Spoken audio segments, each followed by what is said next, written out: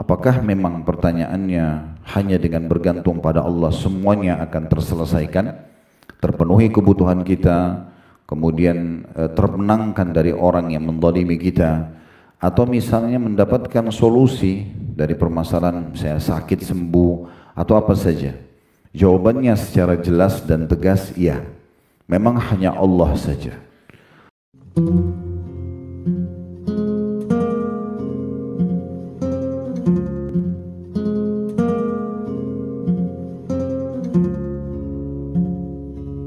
Assalamualaikum warahmatullahi wabarakatuh.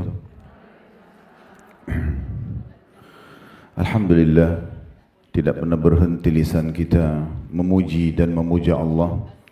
Sebagai seorang muslim, kita sangat yakin dua susunan kata ini, Alhamdulillah, adalah kalimat syukur, berterima kasih kepada Allah yang Allah kekalkan dalam surah Ibrahim, La in syakartum la azidannakum. Kalau kalian bersyukur, maka pasti aku akan tambah. Dan nikmat terbesar yang Allah berikan kepada kita adalah kita menjadi seorang muslim.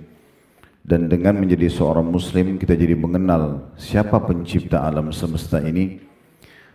Dan tidak ada sekutu bersamanya, artinya dia esa dan tunggal. Serta juga apa tujuan kita ada di muka bumi ini. Apa yang harus kita kerjakan. Bagaimana kita mengisi waktu-waktu kita selama ajal belum datang, serta juga mana yang boleh kita nikmati dari makanan, minuman, pakaian, pendapatan, pergaulan, dan mana yang tidak boleh. Biasa dikenal dalam agama Allah dengan halal dan haram.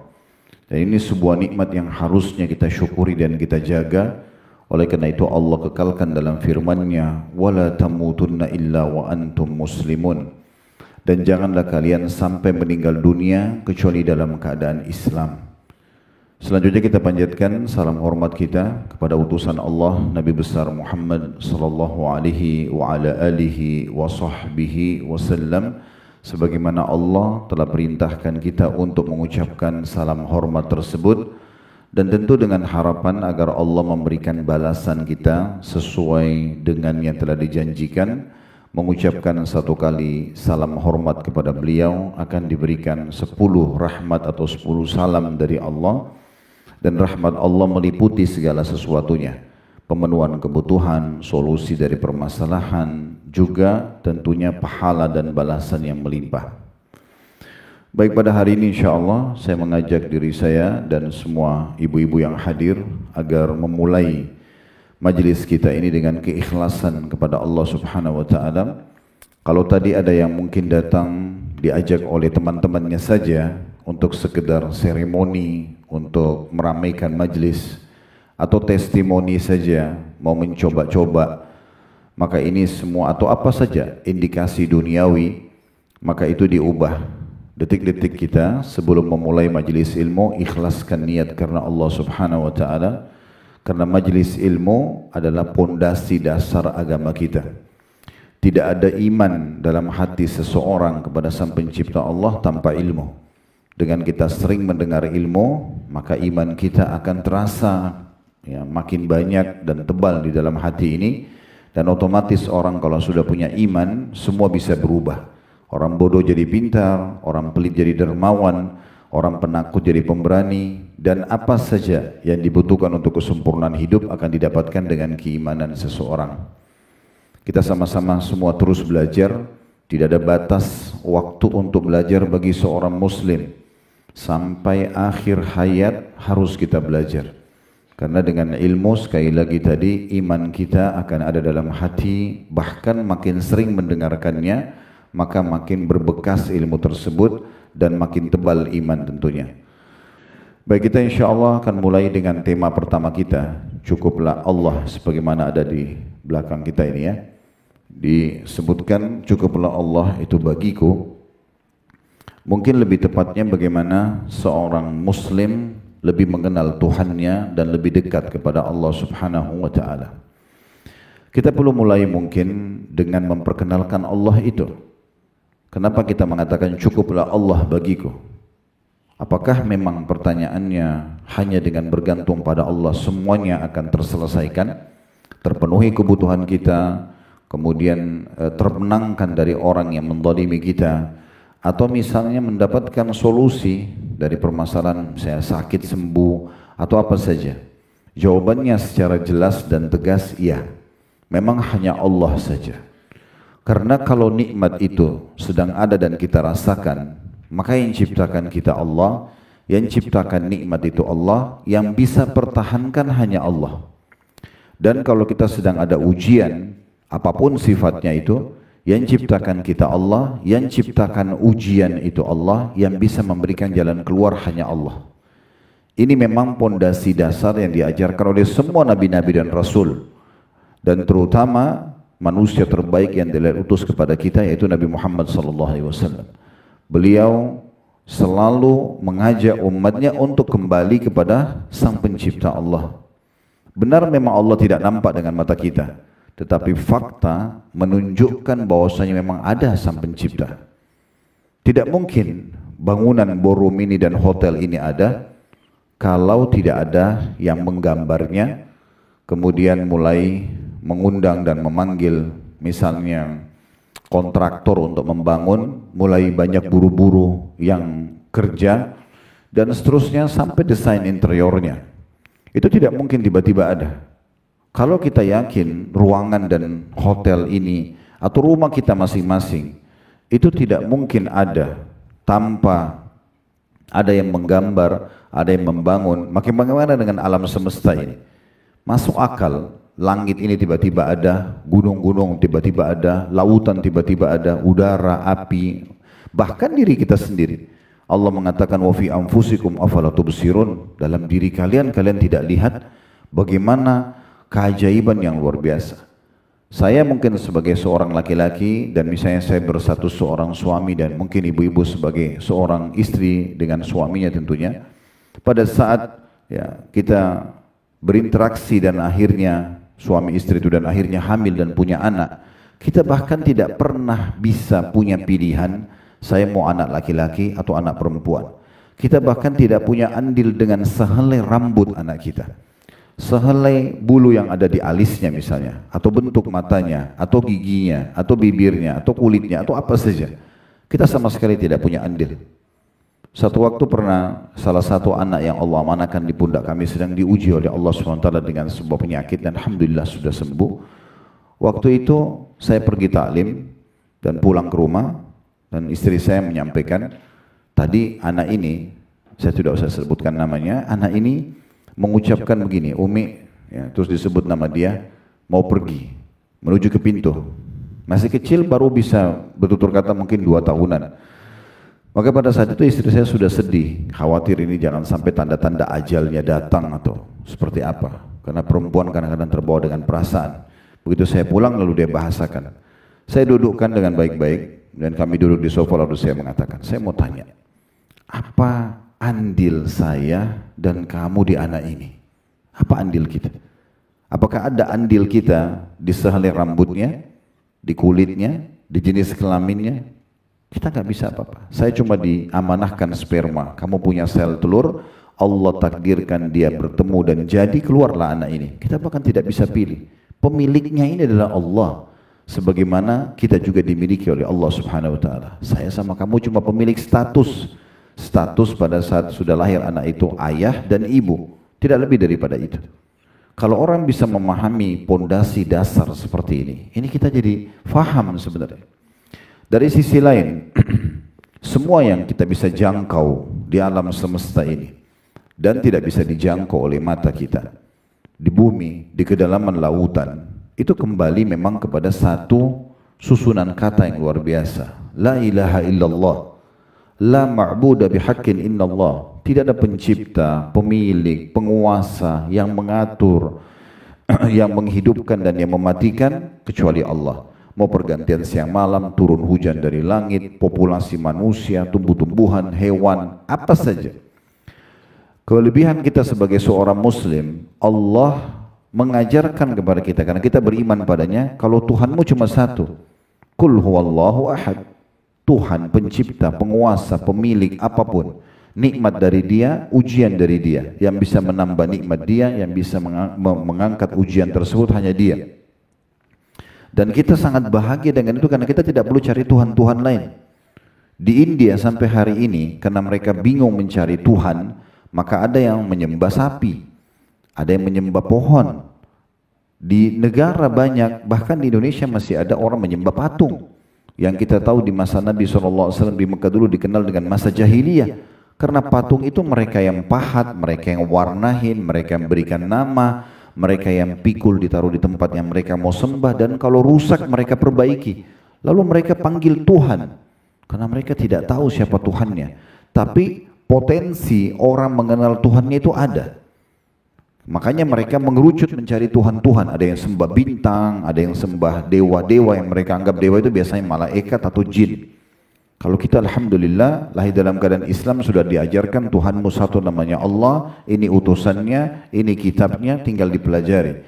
Dan memang syariat yang Allah terapkan dalam hidup kita itu menunjukkan tentang kebenaran keberadaannya. Karena semua yang diperintahkan dalam agama, jujur, amanah, tanggung jawab, bakti sama orang tua, memaafkan orang lain, apa saja membantu orang susah, jenguk orang sakit, semuanya baik-baik yang di mata manusia memang disukai oleh manusia.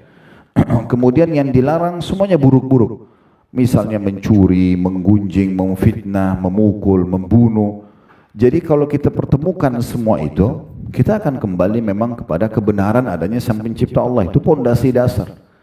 Dan yang sedang kita sembah, yang sedang kita ingin jadikan sebagai judul kita ini, cukuplah Allah bagiku, itu memang betul-betul zat yang memiliki sifat-sifat yang sangat mulia. Sekarang saya minta kita buka aplikasi Al-Quran kita, coba lihat, buka surah Al-Hasyr, surah nomor 59, di dua ayatnya, ayat 23 dan ayat 24. Kita coba mengenal lebih jauh siapa sebenarnya Tuhan kita ini. Sehingga nanti pointernya terakhir sekali, closing daripada tema kita, oh memang betul, saya sangat pantas untuk bergantung dan menjadikan Allah saja tempat saya bergantung. Kalau ada orang di depan mata kita, kita berharap orang ini bisa menghormati kita. Orang itu, misalnya kalau pasangan hidup kita berharap mencintai kita, atau teman-teman memuliakan kita, maka pastikan yang ciptakan orang itu adalah Allah. Dan yang bisa membuat dia memenuhi apa yang kita inginkan itu juga Allah. Kalau ada seorang yang jahat di depan mata kita, yang ciptakan, pencipta dia Allah. Dan yang bisa menyelamatkan kita dari mara bahaya dia hanya Allah. Dinukil sebuah kisah sebelum kita baca surah Al-Hasyr. Sa'id bin Musayyib rahimahullah pernah datang dalam majlisnya Hajjaj bin Yusuf. Hajjaj bin Yusuf ini kalau kita lihat sejarahnya, orang yang paling kejam dalam Islam itu. Seorang penguasa pada masa itu, siapa saja yang tidak sependapat sama dia bisa dibunuh. Dia tidak peduli ulama atau bukan ulama. Orang itu benar atau salah, bagi dia tidak cocok maka dia bunuh. Kita sekarang baca surah Al-Hasyr, saya akan bacakan ayatnya, di mana Allah memperkenalkan di antara sifat-sifatnya, bukan semuanya. Yang bunyinya, Huwallahu alladhi la ilaha illa huwal malikul quddusus salamul mu'minul muhaiminul azizul jabbarul mutakabbir. Subhanallahi amma yushrikun. Yang artinya, dialah Allah. Siapa Allah itu yang kita sembah? Yang kita kalau sholat bina Allahu Akbar, dari kecil kita dengar dari orang tua kita, kalau kita dalam keadaan Islam Allah, semua ustadz kiai menyampaikan Allah dalam khutbah mereka, ceramah mereka, diperkenalkan. Allah mengatakan yang tiada Tuhan selain Dia. Gak usah cari yang lain, sesembahan yang lain, tempat bergantung yang lain, tempat manja yang lain, tempat memohon yang lain. Dia Tuhan satu-satunya. Lalu disebutkan Sang Raja. Maksudnya tafsirnya Sang Raja yang sebenarnya. Dalam sebuah riwayat yang sahih disebutkan, nanti kalau sudah ditiup sangkakala yang pertama dan semua makhluk sudah binasa, maka Allah Azza wa Jalla akan berfirman mengatakan, Anal Malik, aina mulukud dunia. Sayalah raja yang sebenarnya, sayalah raja yang sebenarnya. Mana raja-raja dunia? Di hari kiamat nanti raja-raja dunia semuanya pada menundukkan kepala mereka di depan Sang Raja yang sebenarnya. kita sedang berinteraksi dengan pemilik dan penguasa alam semesta ini. Jangan dikecilkan perkara ini. Banyak di antara kita mengecilkan kedudukan Allah Subhanahu wa taala. Contoh misalnya memperkecil sya'an atau kedudukan Allah ini. Kalau dia sakit, yang paling pertama difikirkan adalah dokter dan obat. Kalau sudah 30 dokter tidak bisa menyembuhkan dia, baru dia sholat malam. Baru dia umroh tawaf untuk minta diberikan jalan keluar oleh Allah atau dari Allah Subhanahu wa taala. Padahal Allah mengajarkan kepada kita berdoa atau manja. Doa itu sebenarnya curhat, manja, mohon, merengek sama Allah. Itu di sebelum aktivitas. Sebelum makan berdoa, sebelum tidur berdoa, sebelum pakai baju berdoa, sebelum keluar rumah berdoa, mungkin suami istri berinteraksi biologis berdoa, berdoa semuanya agar minta dulu kepada Allah, nanti Allah jadikan apa yang kita harapkan itu ya kita bisa dapatkan. Allah jadikan dokter dan resep itu menjadi penyebab kita sembuh misalnya. Contoh, nah seperti itu. Dan ini luar biasa, di sini Allah memperkenalkan dialah raja yang sebenarnya, penguasa semua alam semesta ini. Lalu dikatakan yang maha suci, suci dari segala macam yang berisi kekurangan. Kayak di manusia, di alam manusia ini ngantuk, lapar, capek, sakit, sedih, itu semuanya kekurangan. Allah selamat dan tidak ada dari semua itu. Ya, tidak ada di Allah Subhanahu wa taala semua itu. Kemudian disebutkan selanjutnya yang maha sejahtera. Di dalam bahasa Indonesia pun ini sejahtera itu dibahasakan kalau orang sudah punya sumber income dan sudah tidak punya kekurangan sama sekali. Dia sudah tidak perlu berpikir lagi, tidak perlu bekerja, semuanya sudah ada.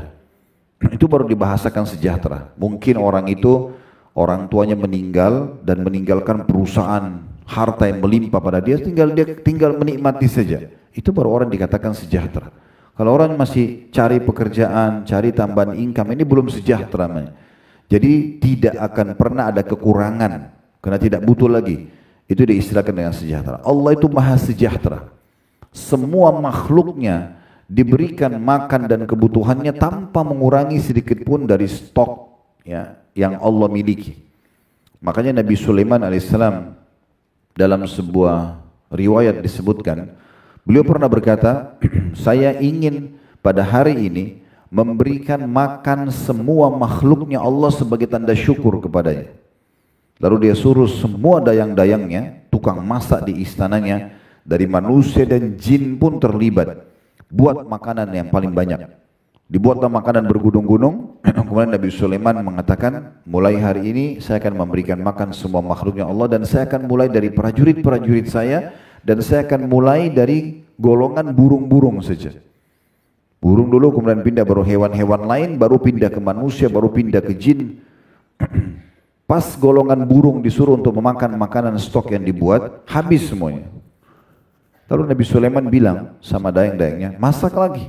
Ini baru golongan burung sudah habis semuanya. Mereka mengatakan kami sudah tidak mampu lagi. Bahan-bahannya sudah habis, tenaga kami sudah habis. Kalau mau besok kami bisa lakukan. Maka di saat itu Allah membuat Nabi Sulaiman sadar sambil dia mengatakan maha suci Allah yang terus memberikan makan makhluknya tanpa pernah habis stoknya. Air tidak pernah habis, buah-buahan tidak pernah habis. Dan Allah memberikan dengan kemahakuasaannya, kita makan sedikit saja, itu kalorinya sudah sangat besar, sudah cukup. Kita makan sepiring nasi misalnya, seharian sudah cukup untuk hidup. Misalnya, kita minum segelas air, cukup sebenarnya itu satu hari misalnya. Bahkan kalau berlebihan, mohon maaf mungkin akan membuat badan kita gemuk dan segala macam. Itu karena memang sebenarnya Allah memudahkan buat kita agar tidak perlu terlalu banyak ya untuk makan dan minum contohnya. Kemudian Allah mengatakan juga yang maha mengaruniai keamanan. Jadi kalau mau cari keamanan hanya kepada Allah. Dari apapun, dari siapapun, aman dari penyakit, aman dari apa saja, bencana alam dan segala macam, aman dari siapapun, orang yang jahat kepada kita dan seterusnya. Ya, seperti yang sudah kita ceritakan kisahnya Sa'id bin Musayyib dan banyak kisah berhubungan dengan ini. Kemudian juga dikatakan yang maha memelihara, merawat semuanya.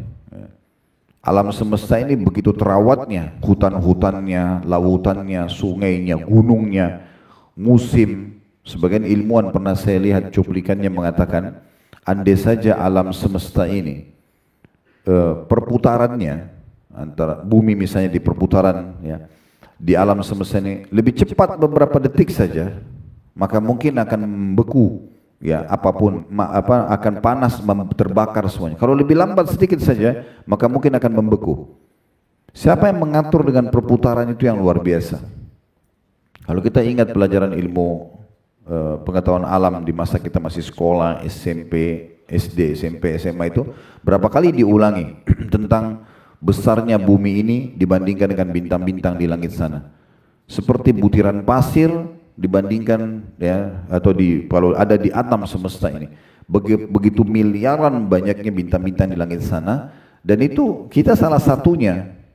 Kalau bumi kita saja yang sudah kita anggap besar ini, bagi kita sudah sangat besar, jalan dari sini ke Amerika, pesawat pun tercanggih butuh belasan jam. Maka bagaimana kalau kita bicara tentang alam semesta ini? Dan juga pengawasannya, pengaturannya, pemeliharaannya itu luar biasa. Mungkin ibu-ibu tidak asing kalau maintenance rumahnya aja. Sehari aja kita nggak sapu rumah, itu kotor. Ya. Sehari aja kita, atau maaf, sekali aja kita pakai WC kita nggak bersihin. Udah nggak benar. Badan kita sehari aja nggak mandi, udah gerah, nggak enak dan seterusnya. Sehari aja kita nggak sikat gigi misalnya, atau apa ya, semua itu jadi nggak nyaman. Itu maintenance-nya luar biasa, cuma sekitar kita. Bagaimana alam semesta ini? Lautan tidak pernah habis ikannya, hewan-hewannya, airnya selalu sama jernihnya, ya, rasa asinnya sama. Bagaimana air laut dan air asin, air tawar tidak ketemu? Allah jelaskan dalam Al-Quran. Dan sekian ribu miliaran bukti-bukti tentang adanya Sang Pencipta Allah Subhanahu wa Ta'ala. Dia maha memelihara. Kemudian yang maha perkasa. Siapapun yang merasa dirinya kuat, punya kekuasaan, itu bagian kecil daripada kekuasaan Allah Subhanahu wa Ta'ala. Dan Allah gampang sekali. Orang yang mengaku paling kuat pun di muka bumi ini, Allah matikan, selesai. Ya. Bahkan seringkali Allah Subhanahu wa Ta'ala tunjukkan pada kita saking lemahnya, kita pagi sehat, sore sakit. Ya. Atau kita tidur sehat, bangun dulu sudah sakit. Allah pelintir satu uratnya saja, encok. Nggak bisa jalan, kakinya keseleo, bengkak, nggak bisa bergerak. Allah buat hidupnya buntu saja, mampet, nggak bisa nafas. Itu luar biasa. Begitu mudahnya, dan begitu mudahnya Allah juga kalau mau sembuhkan. Kita mau cari 1001 dokter pun untuk menyembuhkan kita tidak akan bisa. Ibu-ibu kalau datang ke dokter mengatakan tolong sembuhin saya, kalau dia bilang iya, itu berarti kesalahan fatal itu. Dia hanya mengatakan mungkin saya coba ya memberikan ini analisa penyakitnya, nanti saya coba kasih obat, itu pun melalui dosis ya, yang sudah dikasih. Dan juga resep dokter selalu mengatakan semoga lekas sembuh, nggak ada pasti sembuh, dia cuma ikhtiar. Kemudian dikatakan juga yang maha kuasa atas segala sesuatu, apa saja itu miliknya Allah, termasuk diri kita sendiri. Allah maha kuasa. Kemudian yang memiliki segala keagungan. Kalau kita lihat raja-raja dunia, istananya megah, terlihat keagungan pakaiannya dan segala macam lah, singgasananya. Maka Allah memiliki keagungan di atas semua itu. Bisa dilihat dari ciptaan-ciptaannya ya. Kemudian yang maha suci juga dikatakan, maaf, yang maha penuh dengan keagungan, maha suci Allah terhadap apa yang mereka sekutukan. Terhadap apa yang mereka sekutukan. Di ayat 24-nya Allah mengatakan, Huwallahul khaliqul bari'ul musawwiru lahul asma'ul husna yusabbihu lahu ma fis samawati wal ardi wa huwal azizul hakim. Dialah Allah yang menciptakan.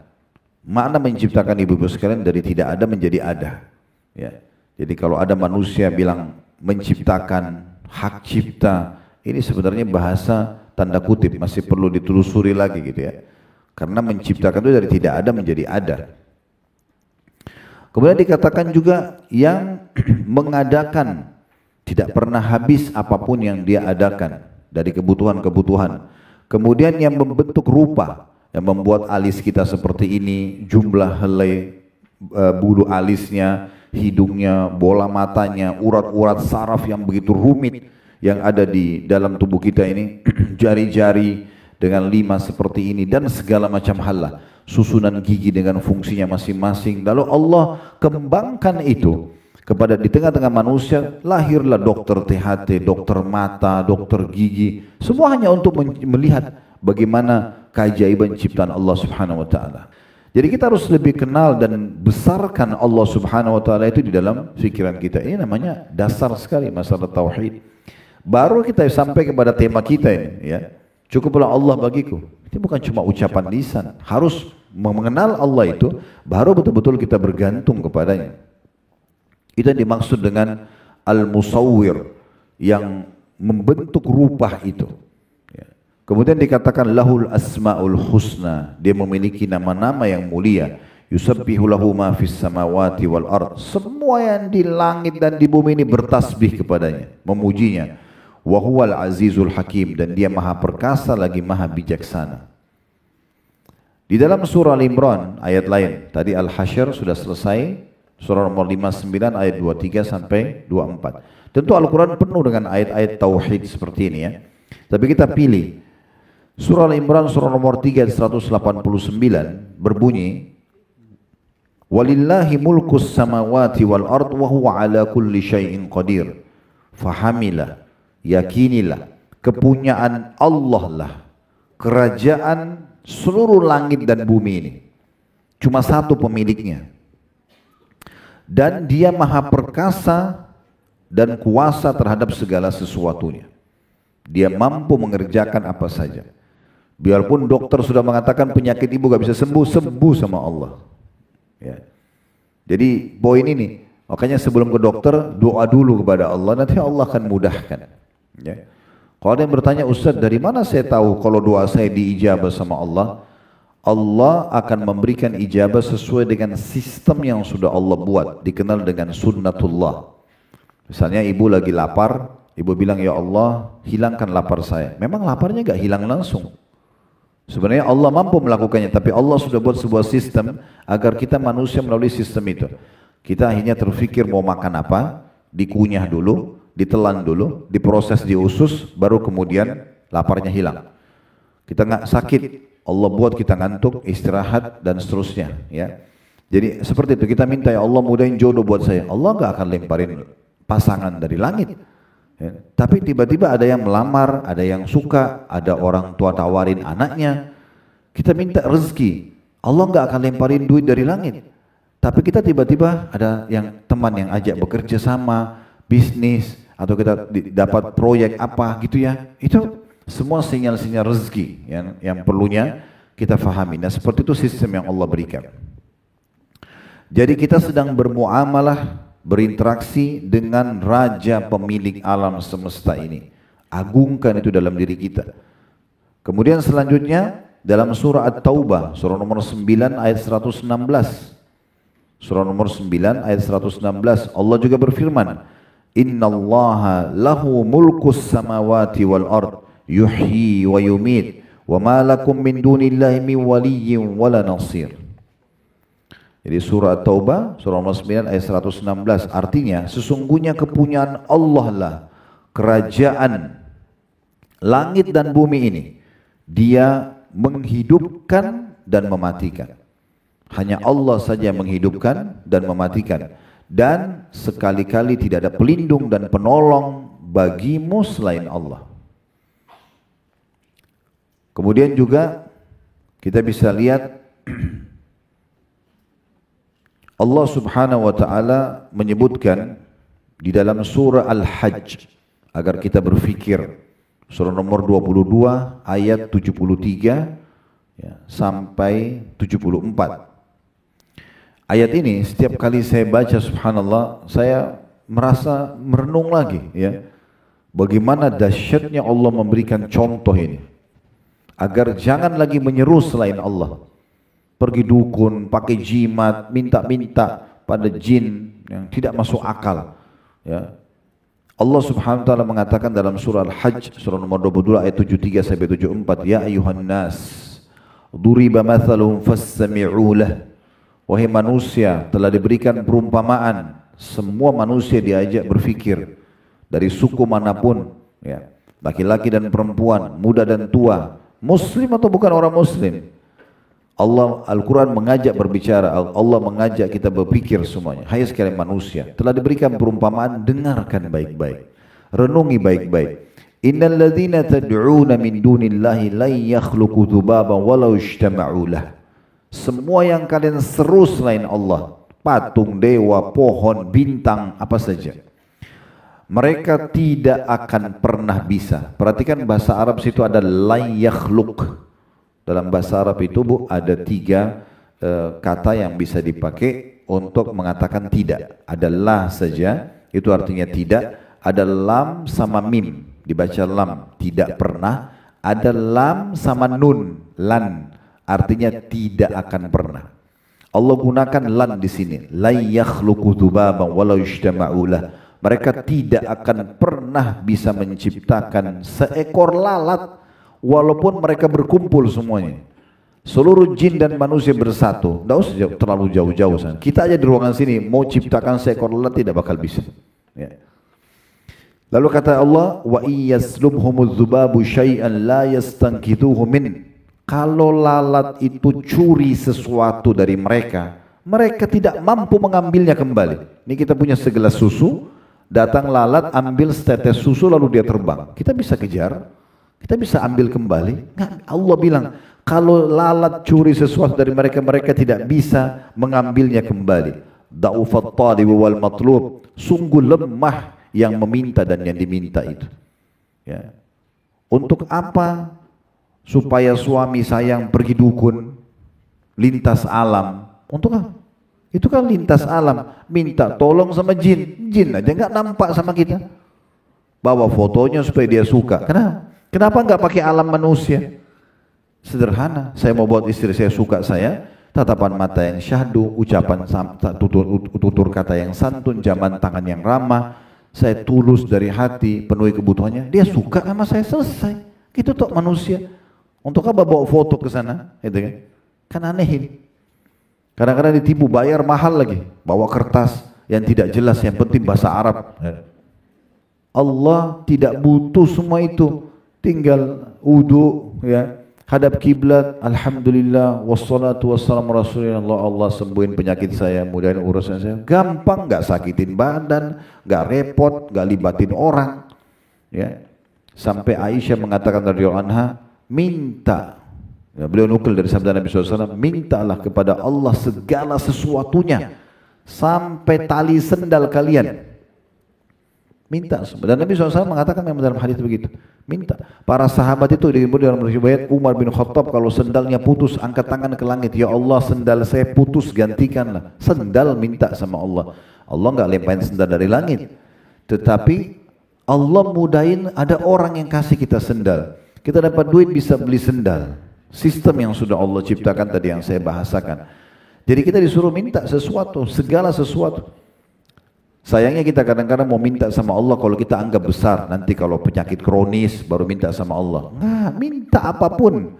Kalau perlu mau keluar pergi ke satu pasar, minta sama Allah dimudahin parkirannya. Doa. Nggak ada masalah. Doa itu kata Nabi SAW, yanfa'u bima nazal wa ma lam yanzil. Doa akan bermanfaat bagi sesuatu yang belum terjadi atau sudah terjadi. Dan kata Nabi SAW, la yaruddul qadha illa doa. Tidak ada yang bisa menolak takdir kecuali doa. Sampai Dr. Sa'id Al-Qahtani hafizahullah dalam buku beliau Masalah Doa menyebutkan makna hadis ini adalah 3. Bisa doa itu lebih kuat daripada keputusan takdir Allah, maka doa bisa mengalahkan takdir tadi. Tadinya kita akan kena satu ujian, tidak bisa kena doa kita. Atau doa lebih lemah, lebih kuat keputusan itu sehingga akhirnya terjadi sebagai ujian buat dia, tapi kalau dia berdoa bisa meringankan dan memberikan jalan keluar. Atau dua-duanya bersaing. Misalnya ibu sakit sudah sebulan, kalau berdoa juga sebulan berarti berimbang itu. Misal contoh. Tapi kalau dia baru berdoa sekali, penyakitnya berjalan sebulan, ini enggak berimbang. Bisa saja dikalahkan doa tersebut. Jadi saking luar biasanya Allah berikan peluang kita sebenarnya untuk bisa ya bergantung kepadanya. Kemudian Allah mengatakan, ini yang kita ingin titik beratkan ya, di ayat 74-nya, ma qadarullah haqqa qadri innallaha laqawiyyun aziz. Sungguh mereka betul-betul ya tidak memposisikan ya atau tidak mengenal Allah dengan sebenar-benarnya. Sungguhnya Allah itu maha kuat lagi maha perkasa. Maha kuat lagi maha perkasa. Mengemis sama makhluk, ibu-ibu sekalian, tidak akan mendatangkan solusi. Namun kalau kita kembali kepada sang raja yang sebenarnya, kita akan mendapatkan solusinya. Renungi ini ya, hadis Nabi SAW diriwayatkan Abu Dawud sama Tirmidzi dengan sanad yang sahih. Hadis ini selalu saya jadikan motivasi buat saya untuk selalu kembali dan bergantung hanya kepada Allah saja. Dari hadis Abdullah bin Mas'ud radhiyallahu anhu, beliau mengatakan, qala Rasulullah sallallahu alaihi wasallam, Rasulullah SAW bersabda, man nazalat bihi faqah fa anzalaha bin nas lam tusadda faqatuhu. Siapa yang punya permasalahan lalu dia ya kembalikan atau dia adukan itu kepada manusia, maka tidak akan menyelesaikan permasalahannya. Wa man nazalat bihi faqatun fa anzalaha billah. Siapa yang punya masalah lalu dia kembalikan kepada Allah, fayushikullahu lahu birizqin ajilin aw ajil. Maka pastikan Allah akan segera memberikan kepadanya solusi cepat atau lambat.